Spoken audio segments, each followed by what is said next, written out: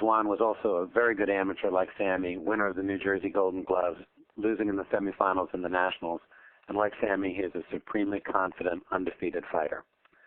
Then the co-main will feature Felix Diaz, the gold medal winner at the 2008 Olympics, now 14-0 with 8 KOs, and someone who is ready to go seek a major title in the next year. He is up against Emmanuel Larte from Ghana, now fighting out of Brooklyn, who is 15-1 with 7 KOs, with his only loss being a decision loss to former U.S. Olympian Errol Spence. As a pro, he won multiple titles in Africa, including the African Boxing Union junior welterweight title, before he came to the U.S. 3 years ago. Larte's last 3 opponents have a combined record of 33-1, so there was no hesitation from Larte about stepping into the ring with another undefeated fighter. Then the main event features Alexei Collado versus another Pittsburgh favorite, Rod Salka. Collado, one of the last long string of great Cuban amateurs, able to flee Cuba and pursue a pro career.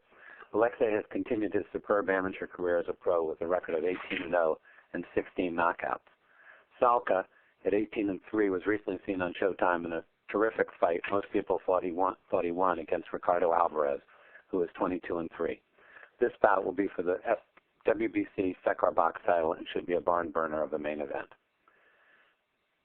In addition, the undercard features 5 young fighters who are also undefeated, so fans should be encouraged to get there to see all the fights. Included in that group are 3 more IMP prospects, Udell Johnson, Erickson Lubin, and Albert Bell.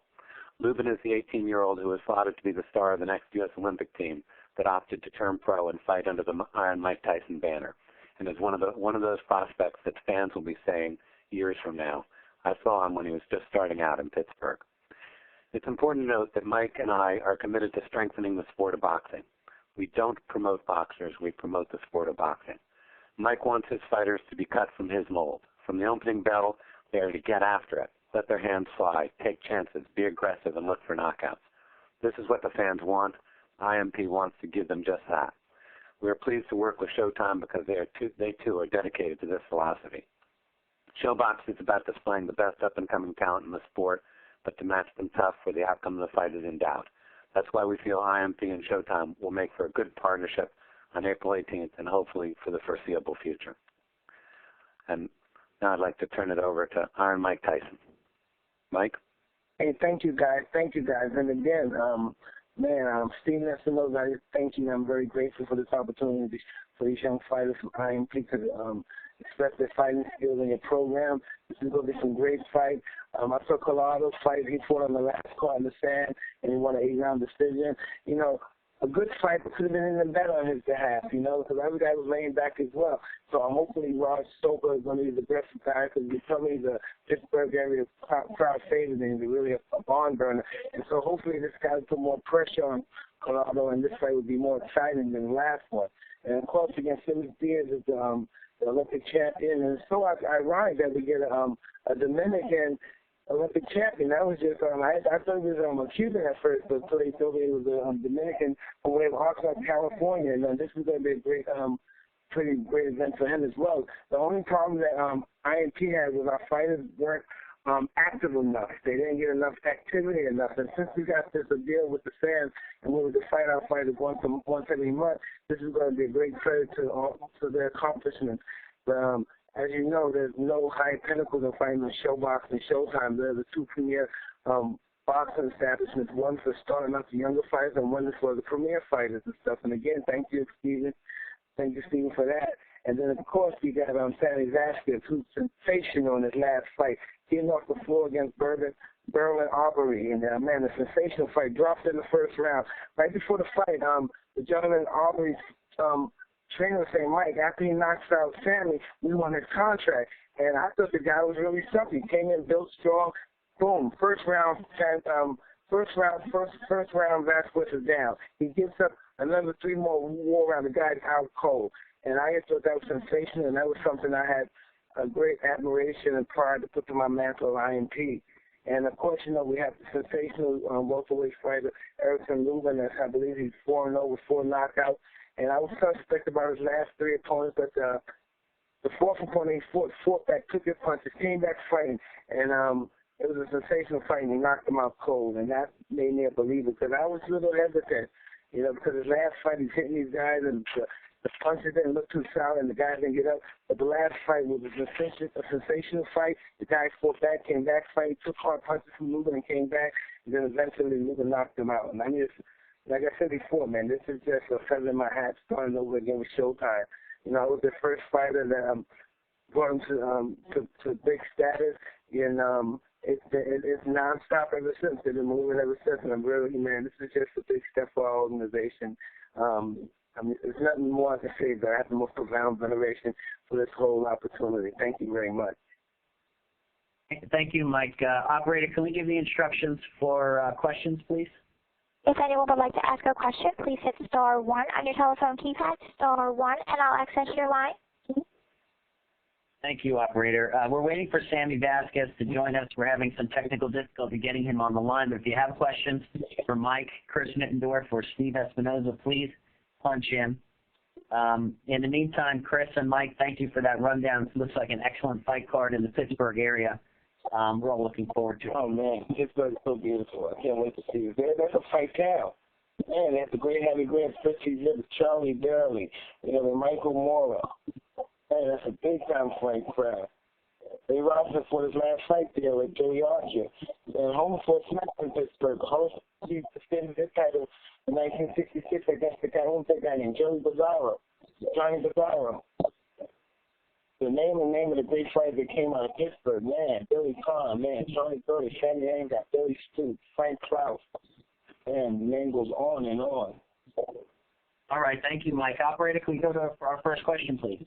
Our first question comes from Charlie Deach with Pittsburgh City Paper. Your line is live. Thank you. I have a question for Mike. Sammy being a hometown boy, I'm wondering what it was about Sammy's fight style, maybe about his attitude that drew you to him. Hey, listen, I didn't know much about Sammy, but a friend of mine kept talking about him. And my friend wasn't even involved with boxing. He was talking about Sammy. I said, I don't know this guy. He said, when he said his name, he said he's a white guy with a Spanish name. I said, get out of here. And then when we got the guy, and I saw him take that punch, and the first time I went down hard, got back up, continued to fight. And all that, all that adversity, and came back and knocked the guy out in the 4th round. And I looked at that as a great thing, man, be able to overcome adversity. And I said, yeah, I want him on the team. He was a great crowd pleaser. That sold me right away. Thank you for your question, Charlie. Operator? Our next question is from Lem Satterfield with Ring TV. Your line is live. Hey, guys, how are you? Steven, are you there? Yes, I'm here. Yeah. Can you characterize the relationship with you and Mike? Is this a kind of a long-term deal? I know you said first of many. Well, I characterize it first because, Mike and I have a long history, and I've always, wanted to support him personally and professionally.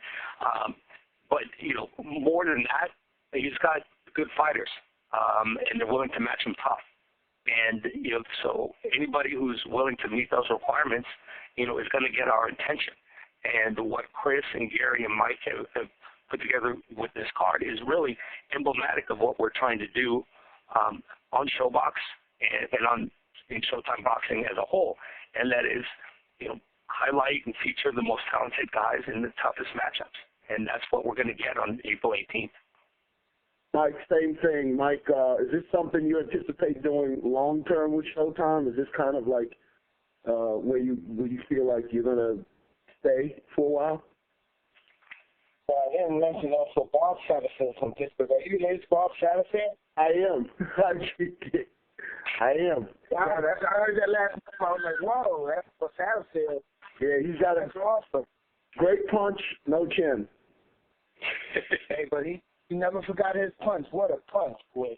But listen, right, this depends on the fighters. Me and Steven are personal friends, but this depends on the fighters. It's up to the fighters how long our relationship, continues to have. Because these guys have to perform.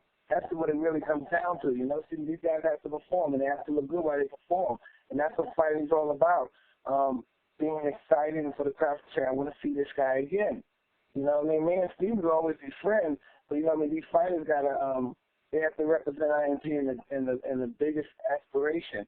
and show that they want to be great fighters and win championships.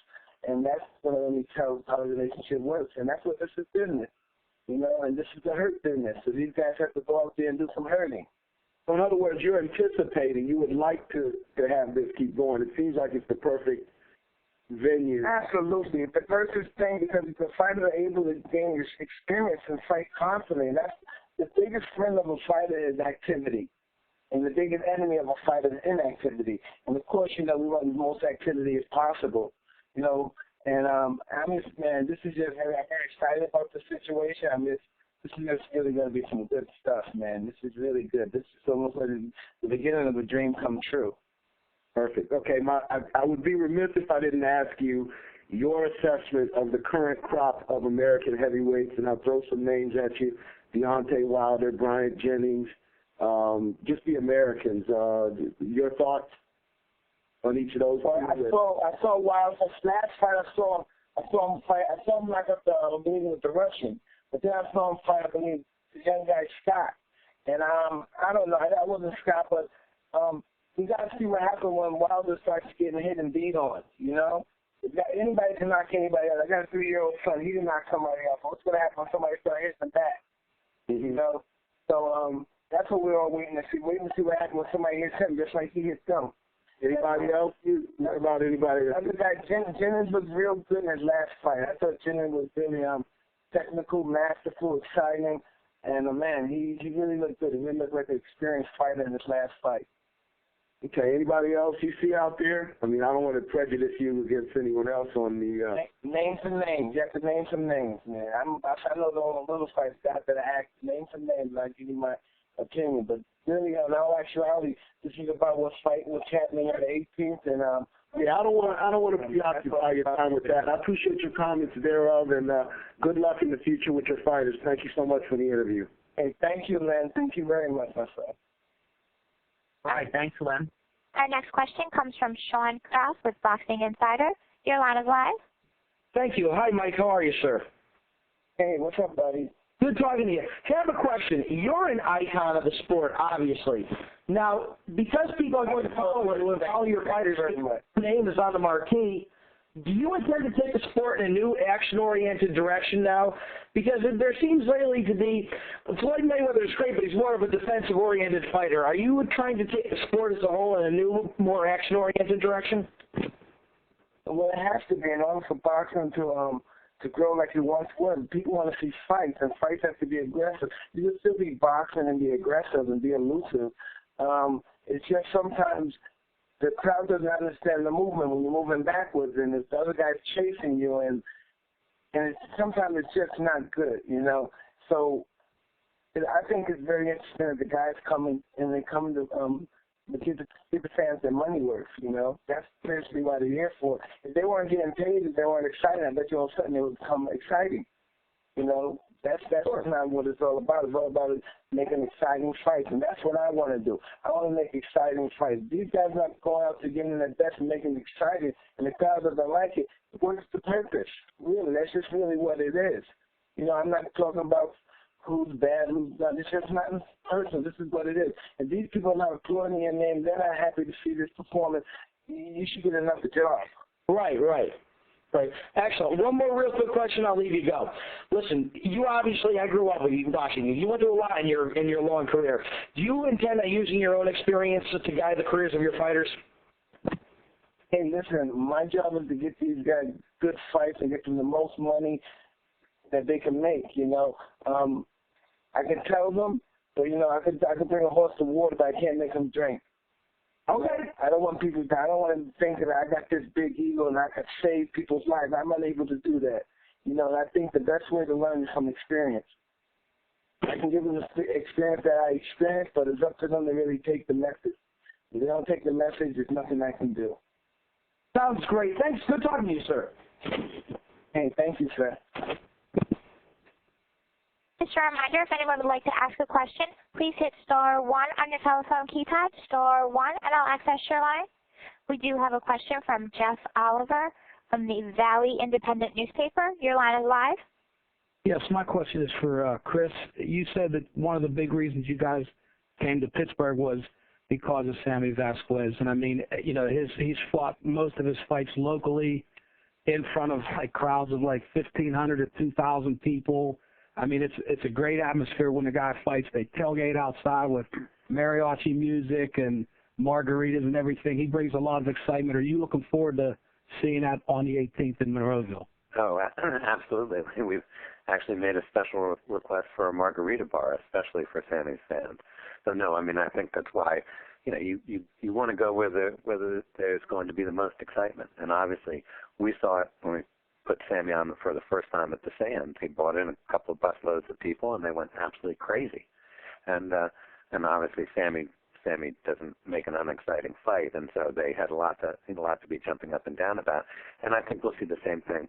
You know, the crowd is already most of the VIP and all the high price tickets have all sold out already. So we're looking for a great crowd and a terrific fight. And down the road, I mean, I know you guys are looking for bigger and better things for him. Are there chances that he will be able to fight in the Pittsburgh area again? Oh, that's absolutely the plan. I mean, you want to take advantage of somebody like Sammy and his fans and bring them. Ideally, get to the point where you're bringing a world title to Pittsburgh. I mean, Pittsburgh has some great championship teams already, but they need a world champion boxer. Hey, Chris, thanks a lot. I appreciate your time. Sure, thank you.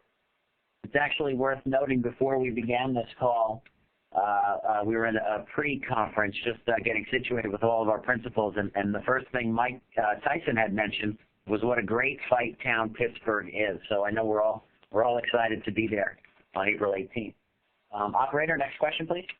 Our next question comes from Michael Woods with Sweet Science. Your line is live. Hi, guys. Thanks for taking the time. I appreciate it. Question for Iron Mike. Iron Mike, I'm going to put you on the spot. I'm going to ask you, who do you think the top prospect is on the Iron Mike roster? Who is the best fighter on the roster? Future star. Man, so many guys are up. Of course, you got Sammy Vasquez, with a big crowd pleaser, with a big following. It's hard to beat that alone. It's just hard to beat that.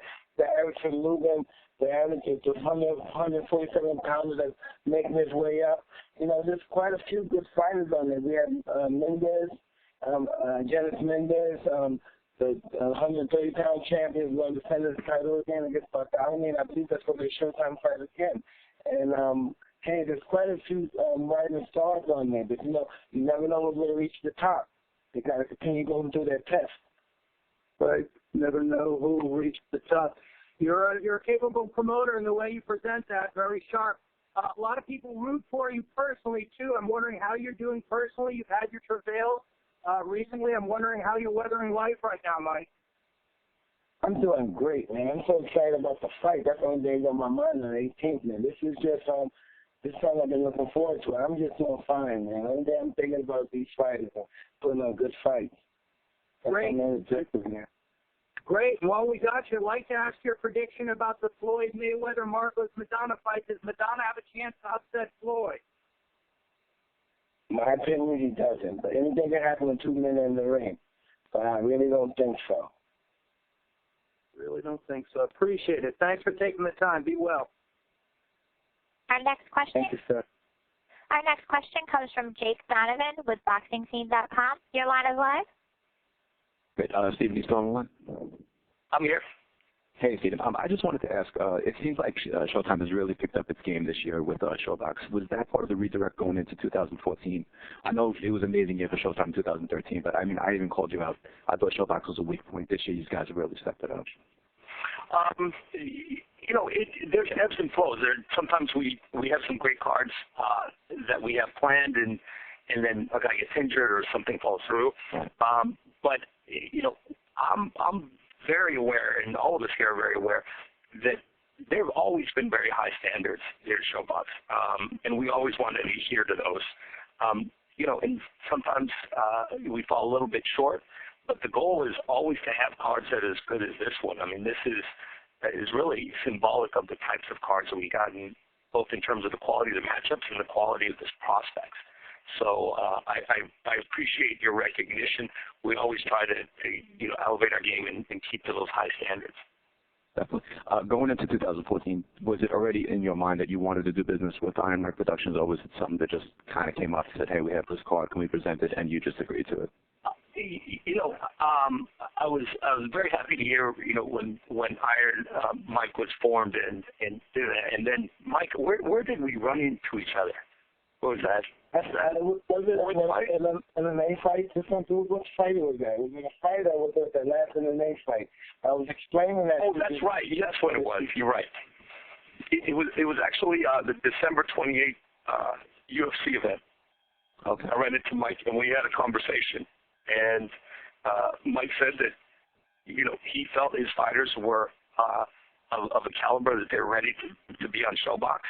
And I said, as long as you match them tough, then happy to put them on. And he's lived up to his word, and I've lived up to mine. Okay, great. Thanks, Stephen. And Mike, I just want to touch on something that you said before. I know you said you're not a savior, you're not here to save guys' lives, but I mean, lending your name just to this company and giving these guys an opportunity is saving their lives. I have a lot of friends in the Iron Mike family, so I just want to personally thank you for all you do for them. Hey, thank you very much. It's my pleasure, man. That's saving my life, too. It goes both ways. Definitely. I mean, it's great. It is. It's great to see this turnaround with you. So, like I said, our pleasure. So, thanks. Thank you very much, my friend. You got it. Hey, Jake, thank you, and thanks for all the great questions so far. I want to make a note here. Sammy Vasquez has now joined the call, and if you'd like to ask a question for Sammy Vasquez or Mike or any of the guys, please punch in now. We have a few more questions in queue. But before we do, Mike Tyson, would you please introduce your fighter? I'd like to introduce Sammy Vasquez, who's not only a sensational up and coming welterweight, he's also the 2011 PAL champion, Outstanding Fighter Award out of 250 fighters. In 2011 and 2012, he was the All-Army for All Force gold medalist. In 2010, he was also the Armed Forces gold medalist. And he was also the bronze medalist in the 2009 National PAL and bronze medalist also in the National Golden Gloves. And please allow me to introduce Iron Mike's sensational fighter, Sammy Vasquez. Hello. How you doing? Hi, Sammy. Thanks for being on. Sammy, you're undefeated at 13-0. You're facing an undefeated fighter in Juan Rodriguez Jr. on April 18th. Can you give us some opening comments coming into this fight? Tell us about your thoughts going in, and then we'll look to get. He's going down. That's it. Yeah. I just my opening thoughts to this. I train hard. I do what I'm supposed to do. I'm a family-oriented man. I go to the gym 3 times a day. Always train hard. Come home, do what I need to do, because I know, at the end of the day, when I go to fight, I'm giving 110%. And I feel my training is untested, and there ain't nobody in that ring, who can take me out, especially this 11-0 Juan Rodriguez. All right, great. Thank you very much, operator. If we have any questions in queue for Sandy or Mike Tyson or any of the guys. Just a reminder, if you'd like to ask. Sammy Vasquez was also deployed in Iraq in 2005 and 2006, and then again in 2008 and 2009, representing our country. And real fighting. Fighting when you lose, you don't come back. You don't get a rematch in that kind of fighting. Nope. Just a reminder, if anyone would like to ask a question, please hit *1 on your telephone keypad, *1, and I'll access your line. We still have a question from Jay Calderon from 12rounder.com. Your line is live. Hey, guys. Thanks for taking the call. My first question is for Mike. You said before that this was a dream come true being a promoter, and so I just wanted to talk a little bit about the future, I guess. How big do you think this dream becomes for you? Hey, this is capable of being as big as it can be. And I didn't say my dream was to be a promoter. My dream was to find a Showtime, a Showbox with a major corporation like that. We're a small operation. Just to be in that, it's just sensational. I'm so proud to be associated with Sammy Vasquez and the rest of my fighters that we can do that. But I can't do it alone, and that's just the truth. I got the name, but I'm not in that ring fighting. So I'm very grateful to my fighters. Thank you very much, Sammy. Yes, sir. Thank you. And my second question was for Sammy. Now, I'm sure you grew up like virtually everyone else watching Mike Tyson, and now effectively he's one of your bosses at least. Is there added pressure to be to live up to his reputation? Hey, you know what? I didn't mean to say Sammy, I'm not Sammy's boss. I'm his promoter. I'm not his boss. He's the boss. He's the fighter. The fighter's the boss. I just wanted to put that out there. Thank you. Okay. Your question, there's no living up to Mike Tyson, and who he was. He was an incredible fighter, incredible heavyweight champ of the world. I'm here. I don't feel no pressure to fight in front of anybody, because my ultimate goal is to become, a welterweight champ of the world. And, him watching me is a blessing. And for him to take look at me and see the potential that I have, that I know I have, it's just an honor in itself. So to be, I don't have really nerves, in front of everybody. I've been on a bigger stage, like, going overseas and deploying, like those right there is nerve-wracking, it's nervous itself. To box in front of these guys, and these champions, it's just an honor. So there's definitely not no nerves. I'm not nervous to fight in front of anybody, or I'm just excited. I'm just blessed to be here. Okay. Thanks for your guys' time. Yes, sir.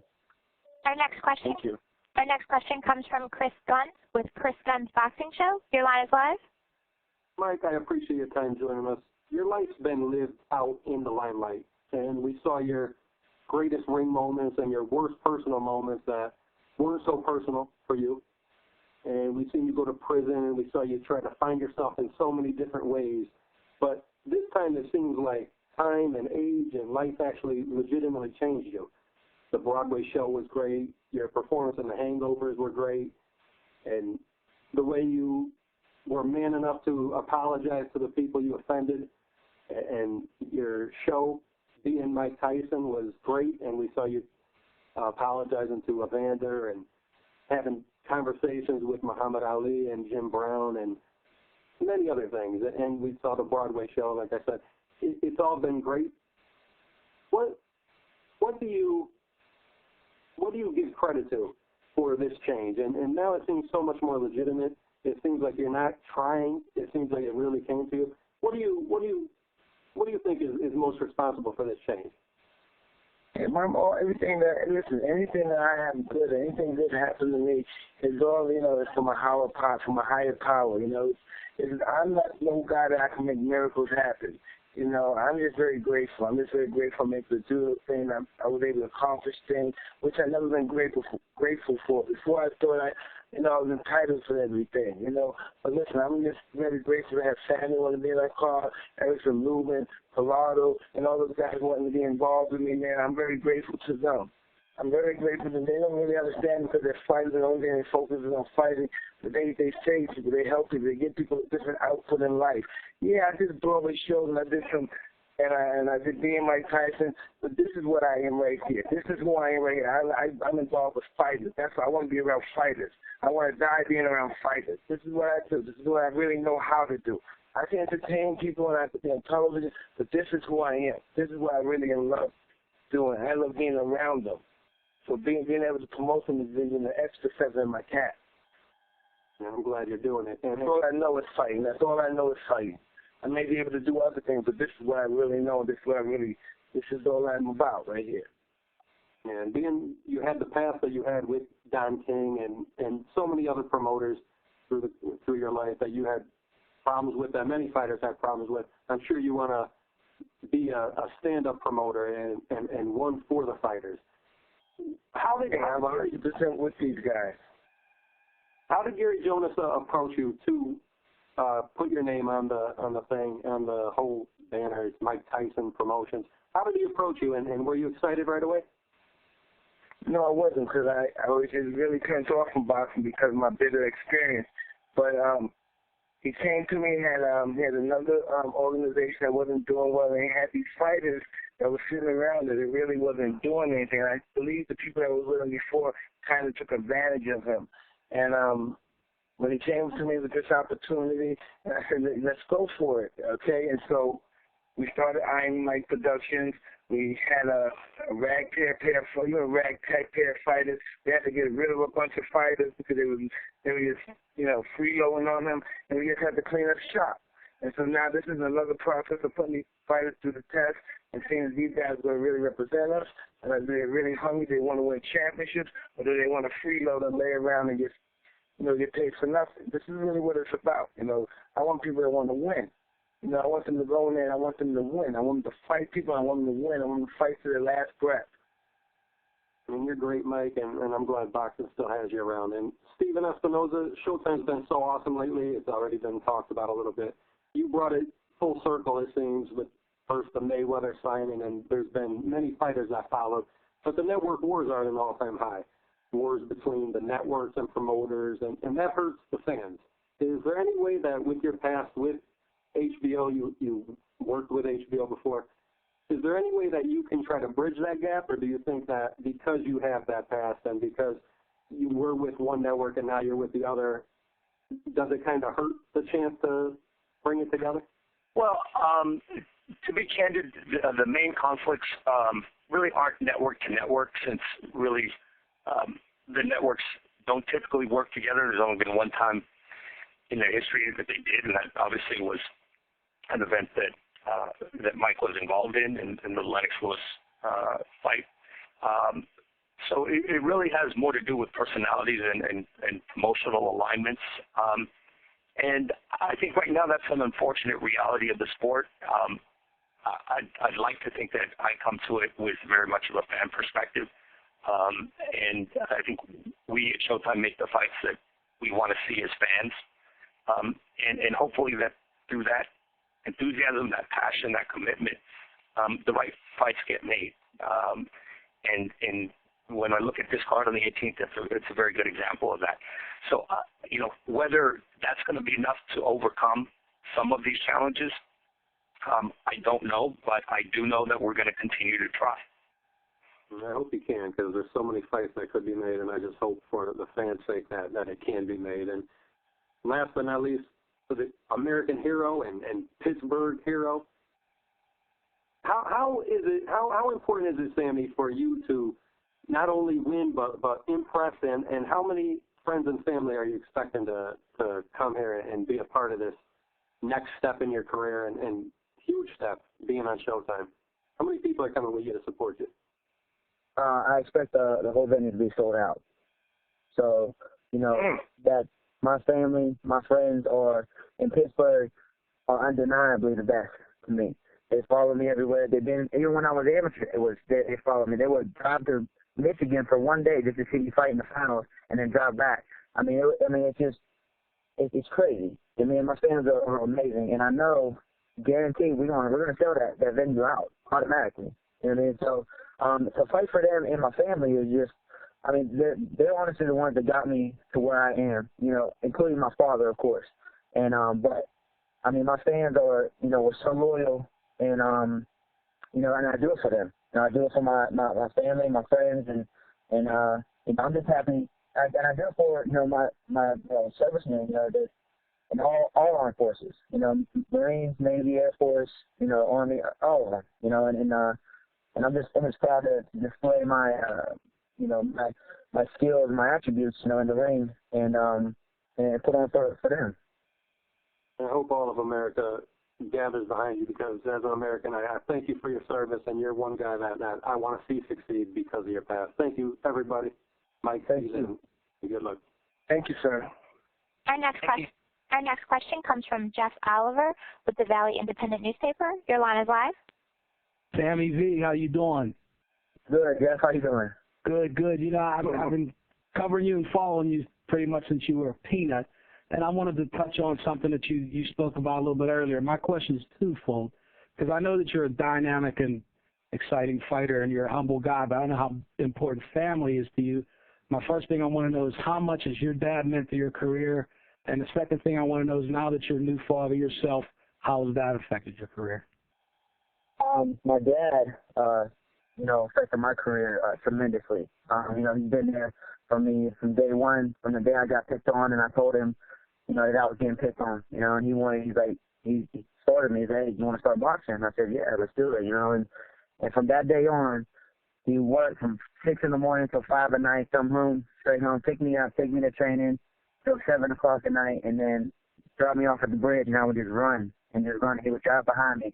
And, you know, from then, when I was 9 years old until now, I'm 27, he's just been there step by step, taking me to each road and making sure, you know, that I'm on the right path, and make sure I was raised right with the right morals. And, you know, if it wasn't for him, I mean, obviously I wouldn't be here today, because, you know, that man is my, you know, he's my everything, you know, and which makes me to the man I am for my children. You know, I'm a newly dad right now, and you know, I have 2 beautiful stepdaughters as well, and you know, I just take from what I learned from him, you know, his mentality as a dad, and his drive and determination just in everything that he does, you know, motivates me to be the best father that I could be, and the best boxer and fighter that I could be as well. Can you tell me a little bit about, because you said about your training, like how you said nobody trains like you. Can you give us an idea of what you do? You know, I get up at 6 in the morning. You know, I run a minimum of 4 miles just to start off. I come home, gotta take my daughter Natalie to school. I drop her off, and then I go take my other daughter to school at 11:30, preschool. And I go straight to the gym with my 7-month-old daughter. I train for about 2 hours there until about 2:30. Then I have to go pick up my daughters from school at 2:45, and then after that I wait for my wife to get home. When she gets home, then I go train again for the 3rd time at night till about 7:30, 8 o'clock at night. And you know, I just do a lot of rigorous training. You know, I got a skill team with Coach Leverett, you know, it's my lead coach, and Elvin comes on with his coaching network as well. And you know, the guys at the WCAT team and the Fort Worth in Colorado, you know, they're relentless. I mean, you know, we spar. I mean, we're talking, 10, 12 rounds, you know, we're sparring, and you know, then bad work and mid work after that one back. I mean, it's just nonstop, you know. And I just feel like, you know, I just have that drive, and out here, the altitude is just, I mean, it's ridiculous. I can't see, you know, someone training, I mean, harder than me. I mean, that's how I'm supposed to think. I mean, there ain't nobody better than me. That's how, I mean, I'm not going to sit here and agree, you know, with anybody that says they are. Your last fight, you know, for the first time in your young career, you got knocked down, and then, you know, within 3 rounds, it was a knockout. What was the first thing that came to you when you hit the canvas? Well, I knew it was a flash knockdown. You know, it didn't really affect me. You know, and I knew in my head, you know, I'm thinking, okay, I made a mistake. You know, but that's okay. I'm gonna give the mistake back. I knew from getting knocked down that I was down a point just automatically in that round, which means that, okay, I mean, I got to pick up my pace.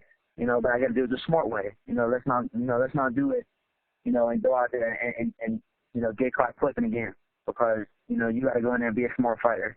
And so, you know, after I got that knocked down and reevaluated myself, and I knew what to do. I knew he exerted himself after that, and the body was where to go. You know, and you know, you take anybody out with the body shot. Okay, guys. Thanks a lot for your time, and I'm sure I'll see you when you get back. Yes, sir.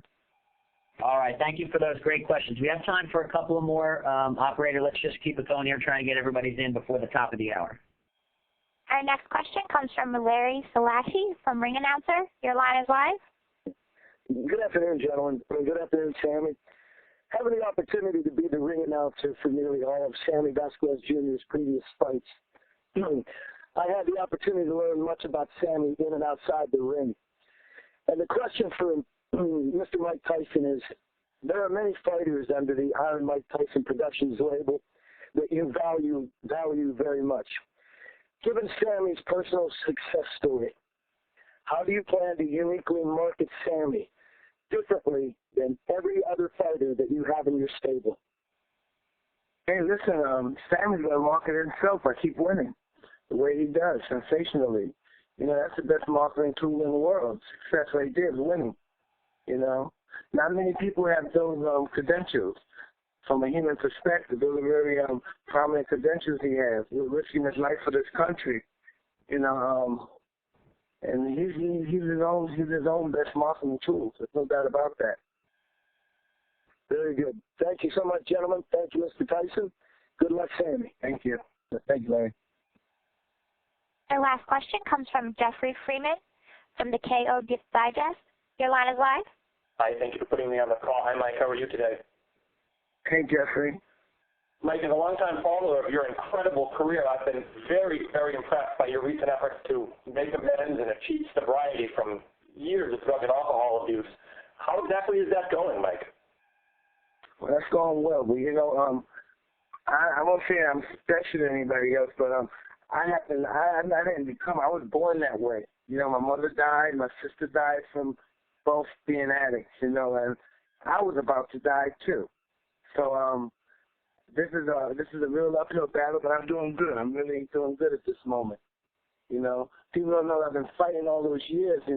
I wasn't using drugs, but I was drinking every day. I always drink. When I was fighting, I always drank. I can't wait to fight was over so I could go drink. And thank God I'm not doing that anymore. And my major priority right now is just promoting these fights, and it's very grateful to have Sammy to be a member of our team.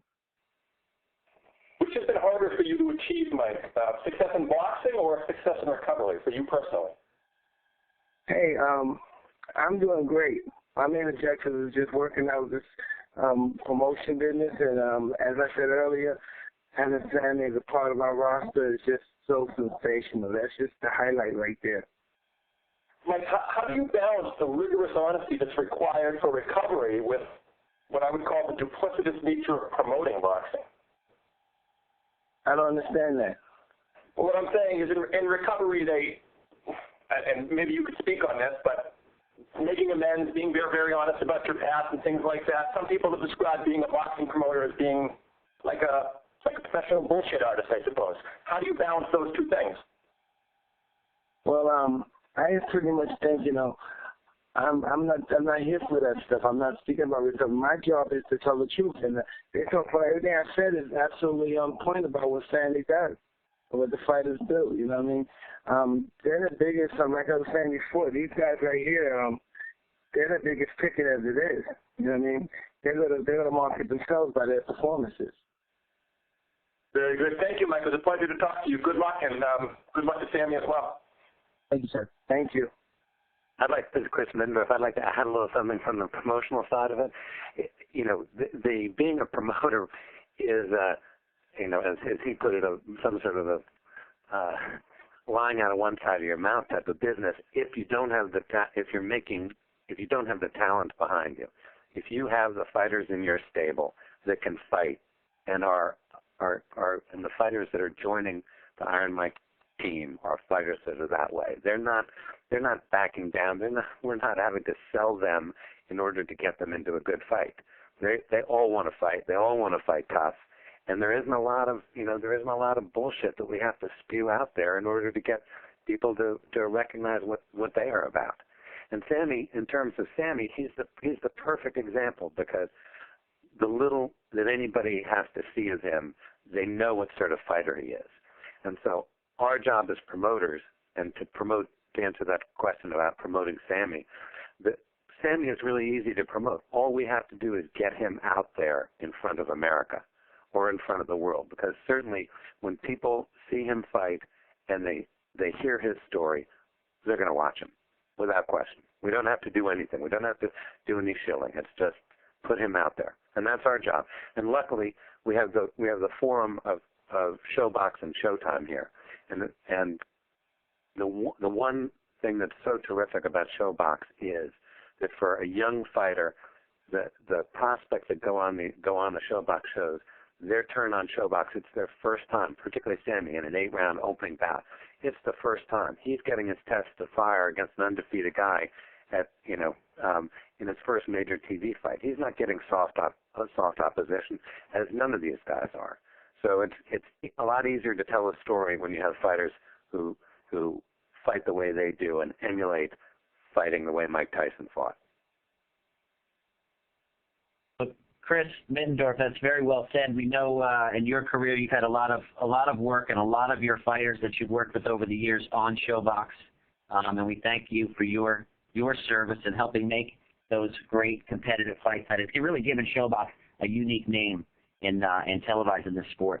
Well, I said to John Beruti earlier that, the thing about working on Showbox again is I did all those shows for Gary Shaw with working with Gordon and the Showtime team, and so I've got a responsibility to maintain that standard with any fight that I work on for Showbox or for Showtime.